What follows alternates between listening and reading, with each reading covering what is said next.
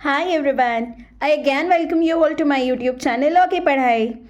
So first of all I would like to wish you all a very happy new year and I really pray to God कि ये नया साल आप लोगों के लिए बहुत ज़्यादा सक्सेसफुल ईयर साबित हो in terms of health, wealth, education, everything. So आज मैं आपके लिए ना बहुत ज़्यादा इंटरेस्टिंग कंटेंट लाई हूँ आज मैं आप लोगों को डिफरेंस बताऊंगी between a lawyer, an advocate, a barrister, advocate on court, solicitor general, public prosecutor, and many other terms, similar terms. तो चलिए लेट्स बिगिन. देर कैसे राइट. सबसे पहले अगर हम बात करें तो हम लॉयर की बात करते हैं. Who is a lawyer? Lawyer basically वो इंसान होता है जिसने या तो 3 साल की नहीं तो 5 साल की लॉ कंप्लीट करी होती है. ठीक है, या तो उसने 3 साल की लॉ करी है या तो उसने 5 साल की लॉ करी है, उसको बोलते हैं लॉयर. या जो लॉ की पढ़ाई कर रहा है वो किसी भी क्लाइंट को कोर्ट में रिप्रेजेंट नहीं कर सकता, राइट. उसको बोलते हैं लॉयर. अगर हम बैरिस्टर की बात करें, बैरिस्टर भी लॉयर के जैसा ही होता है. फॉर एग्जाम्पल अगर कोई बंदा लॉ इंग्लैंड से पढ़ के आ रहा है, राइट, तो उसको बोलते हैं बैरिस्टर. लेकिन उसका भी सेम ही होता है कि वो क्लाइंट को कोर्ट में रिप्रेजेंट नहीं कर सकता. जैसे लॉयर रिप्रेजेंट नहीं कर सकता, उसके पास लॉ डिग्री हो सकती है, इंडिया की हो सकती है, वैसे ही बैरिस्टर के पास it is really very important कि बैरिस्टर के पास जो लॉ डिग्री है ना वो इंग्लैंड की होनी चाहिए. वो भी क्लाइंट को कोर्ट में रिप्रेजेंट नहीं कर सकता. ठीक है, ये होता है लॉयर एंड बैरिस्टर. अगर हम एडवोकेट की बात करें, एडवोकेट वो पर्सन होता है जो एक क्लाइंट को कोर्ट में रिप्रेजेंट कर सकता है. ठीक है, अब मैं आपको बताती हूँ कि कोई इंसान लॉयर से एडवोकेट कैसे बन सकता है. लॉयर से एडवोकेट बनने के लिए एक इंसान के लिए बहुत ज़रूरी है कि सबसे पहले वो अपनी लॉ की डिग्री कंप्लीट करे, राइट. लॉ की डिग्री कंप्लीट करने के बाद उसको एक बार काउंसिल ऑफ इंडिया का एग्ज़ाम होता है, बार एग्ज़ाम बोलते हैं उसको. तो उस इंसान ने वो बार एग्ज़ाम को क्वालिफाई करना बहुत ज़रूरी है. And bar council of India का जो एग्ज़ाम है वो क्वालिफाई करने के बाद उसका रजिस्ट्रेशन होता है बार काउंसिल में, उसके स्टेट के बार काउंसिल में रजिस्ट्रेशन होता है. एंड रजिस्ट्रेशन होने के बाद उसको लाइसेंस टू प्रैक्टिस मिलता है. और जैसे ही उसको वो लाइसेंस टू प्रैक्टिस मिल गया उसके बाद वो क्लाइंट्स को कोर्ट में रिप्रेजेंट कर सकता है, राइट. तो अगर किसी एक एडवोकेट ने रिप्रेजेंट करना है क्लाइंट को या किसी लीगल पर्सन ने क्लाइंट को रिप्रेजेंट करना है कोर्ट में, तो उसके लिए बहुत ज़रूरी है कि उसके पास एडवोकेट की उपाधि होनी चाहिए एंड उसके पास लाइसेंस टू प्रैक्टिस होना चाहिए after giving the bar exam. Okay, तो हमने अभी तक 3 टर्म्स डिस्कस की हैं, लॉयर, बैरिस्टर एंड एडवोकेट. चलिए चौथी टर्म डिस्कस करते हैं. चौथी टर्म है सीनियर एडवोकेट. कोई सीनियर एडवोकेट कब बनता है? सीनियर एडवोकेट होता क्या है? सीनियर एडवोकेट एडवोकेट से जस्ट ऊपर वाली उपाधि होती है. और ये जो उपाधि होती है ना, ये या तो सुप्रीम कोर्ट नहीं तो हाई कोर्ट ही दे सकते हैं. ठीक है, और इसके लिए एलिजिबिलिटी क्राइटेरिया है, आपके पास या तो 45 ईयर्स की एज मिनिमम होनी चाहिए या फिर आपके पास 10 to 20 ईयर्स का एक्सपीरियंस होना चाहिए या तो एक्सपीरियंस ऑफ प्रैक्टिस. एंड आपके पास उसके लिए ना इस पर्टिकुलर कैटेगरी में आने के लिए लॉ की स्पेशल जानकारी होनी बहुत ज़रूरी है, राइट. लाइक अगर किसी ने प्रैक्टिस भी करी है एंड उसके पास उसने as a guest faculty law colleges में पढ़ाया है, गेस्ट लेक्चर्स दिए हैं, डिलीवर किए हैं, उसके पास उसने कुछ पब्लिकेशंस करी हैं बुक्स को या अपने आर्टिकल्स को पब्लिश किया है इन फेमस बुक्स एंड ऑल. तो ये सारी ना स्पेशल उसके पास अचीवमेंट्स होनी चाहिए ताकि वो अपनी एप्लीकेशन डाल सके to be a senior advocate, right. And senior advocate का जब वो जो हाई कोर्ट के या सुप्रीम कोर्ट के जजेस होते हैं वो जब एनालिसिस करते हैं कि इन्होंने कितने केसेस किए हैं, इनकी स्पेशल नॉलेज क्या है, सारा कुछ देखने के बाद ही वो फाइनल डिसीजन पे आते हैं कि किसको उन्होंने सीनियर एडवोकेट का दर्जा देना है।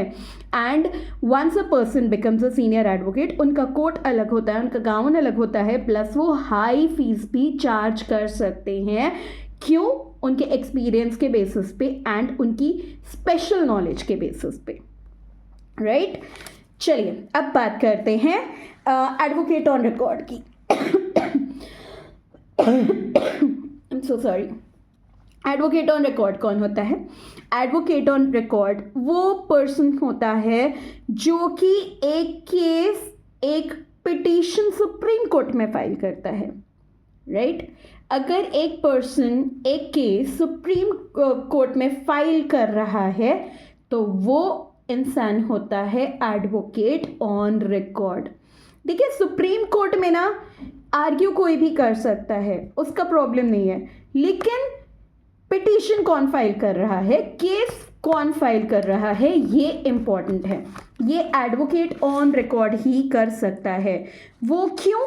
क्योंकि उसके पास नॉलेज होती है, स्पेशल नॉलेज होती है रिलेटेड टू सुप्रीम कोर्ट की, सुप्रीम कोर्ट की फंक्शनिंग कैसी होती है, सुप्रीम कोर्ट में मैटर्स किस तरीके से चलते हैं, सुप्रीम कोर्ट में चलने का मतलब सुप्रीम कोर्ट के फंक्शनिंग का क्या तरीका है, प्लस सुप्रीम कोर्ट के रूल्स कौन कौन से होते हैं। तो ये सारी जो सुप्रीम कोर्ट से रिलेटेड नॉलेज है ना, ये सिर्फ एक AOR के पास ही होती है।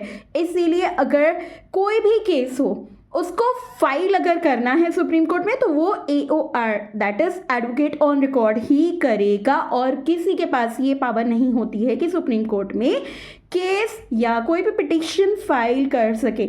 अब AOR कोई इंसान कैसे बन सकता है? AOR बनने के लिए सुप्रीम कोर्ट का AOR का एग्ज़ाम होता है, आपको वो एग्ज़ाम क्वालिफाई करना होता है, क्लियर करना होता है।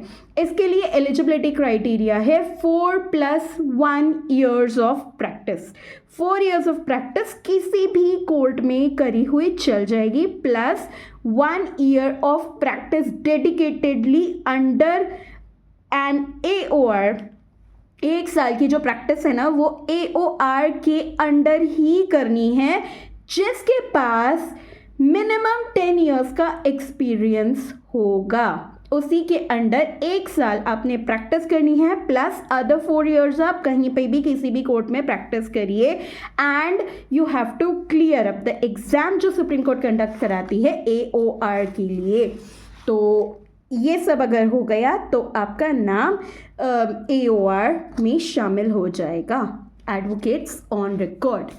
ठीक है, अब हम बात करते हैं एडवोकेट जनरल की। एडवोकेट जनरल को ना गवर्नर अपॉइंट करता है हर एक स्टेट के लिए।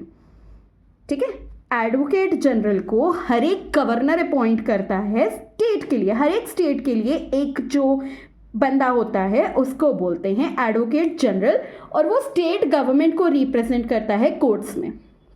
उसका बेसिकली काम यही होता है कि कोर्ट में जितने भी स्टेट गवर्नमेंट से रिलेटेड मैटर्स आ रहे हैं, जितने भी स्टेट गवर्नमेंट से रिलेटेड केसेस आ रहे हैं, उनको वो रिप्रेजेंट करे। प्लस उनको first law officer of the state भी बोला जाता है, और कोई भी लीगल तरीके की कोई भी लॉ से रिलेटेड अगर उनको गाइडेंस चाहिए, उनको हेल्प चाहिए, उनको एडवाइसेस चाहिए स्टेट गवर्नमेंट को, तो वो देता है एडवोकेट जनरल। ठीक है, अब हम बात करते हैं अटॉर्नी जनरल की। अटॉर्नी जनरल को बेसिकली उनको वो रिप्रेजेंट करते हैं सेंट्रल गवर्नमेंट को। किसी भी कोई भी अगर सेंट्रल गवर्नमेंट से रिलेटेड केस होते हैं, उनको रिप्रेजेंट करने के लिए जिस पर्सन को हायर किया जाता है, जो पर्सन उनको रिप्रेजेंट करता है इन द कोर्ट, उसको बोलते हैं अटॉर्नी जनरल। ठीक है, उनको first law officer of the nation भी बोला जाता है। प्लस सेंट्रल गवर्नमेंट को जितनी भी लीगल एडवाइसेस की, जितनी भी लॉ से रिलेटेड एडवाइसेस, कंसल्टेशंस, ये सब चाहिए, उनको अटॉर्नी जनरल ही प्रोवाइड करते हैं।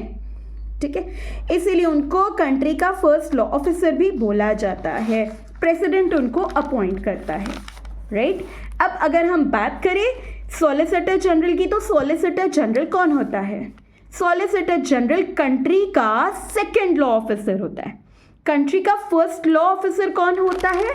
कंट्री का फर्स्ट लॉ ऑफिसर होता है अटॉर्नी जनरल और सेकंड लॉ ऑफिसर होता है सॉलिसिटर जनरल। और सॉलिसिटर जनरल का मेन काम होता है कि वो अटॉर्नी जनरल को जितने भी उनके काम हैं उनमें मदद करें, किसी भी टाइप की मदद जो भी उनको रिक्वायर्ड है वो सॉलिसिटर जनरल करते हैं।